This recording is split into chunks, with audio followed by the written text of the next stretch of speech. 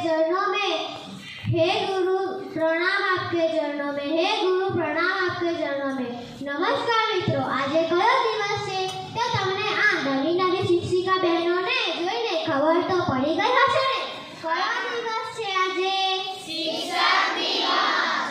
મહાન ઋષિ ચાણક્યએ કહ્યું હતું કે શિક્ષક કભી સાધાरण नहीं होता, शिक्षक कभी साधारण नहीं होता।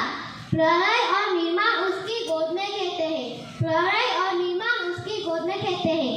આજનો દિવસ એટલે શિક્ષક દિવસ। આજે હું તમને શિક્ષક દિવસ વિશે માહિતી આપીશ તે આપ સૌ સાંભળજો।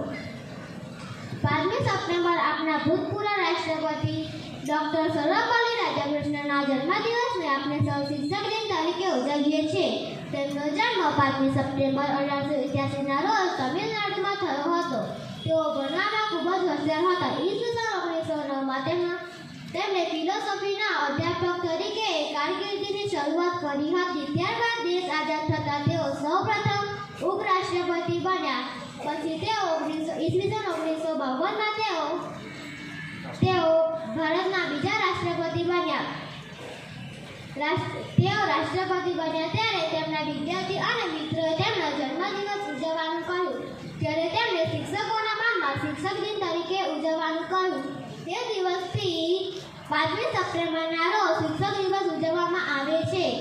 તે શિક્ષક દિન તમામ શાળાઓ અને કોલેજોમાં પણ ઉજવવામાં આવે છે।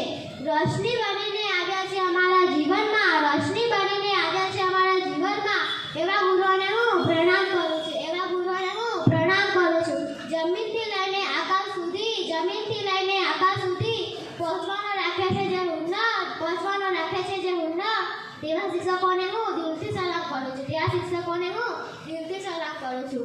શિક્ષક વિદ્યાર્થીના ચારિત્રનું ઘડતર કરે છે, તેને સફળતામાં મદદ કરે છે અને તેના જ્ઞાન અને આત્મવિશ્વાસમાં